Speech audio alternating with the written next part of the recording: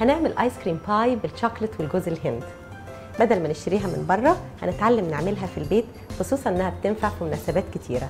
نشوف المقادير: 100 جرام شوكولاته خام، معلقتين كبار زبده، كوبايه ونص جوز هند، تلت كوبايه فستق، معلقتين كبار لبن، تلتين كوبايه سكر، علبه نسلي كارنفاليتا فانيلا ايس كريم. انا هحط الشوكليت مع الزبده على نار هاديه.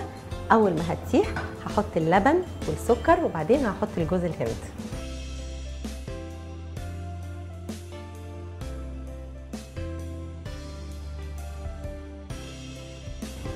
كده الشوكليت جاهزه. هحط اللبن والسكر وبعدين هحط الجوز الهند.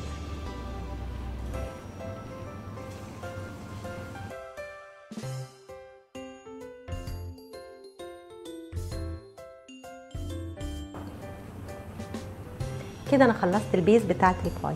محتاجه صينيه مقاس متوسط تقريبا 22 سنتيمتر، وافضل كمان تكون الصواني اللي هي بتتفتح علشان لما نيجي نقدم الباي يبقى شكلها حلو.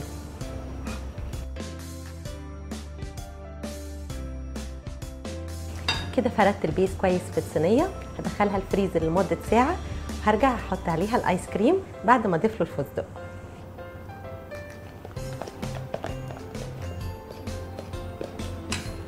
هحط الصينيه في الفريزر على الاقل لمده ساعتين قبل ما اقدمها. طلعت الباي من الفريزر، هزوقها بنسلي كارنفاليتا فانيلا شوكليت ايس كريم.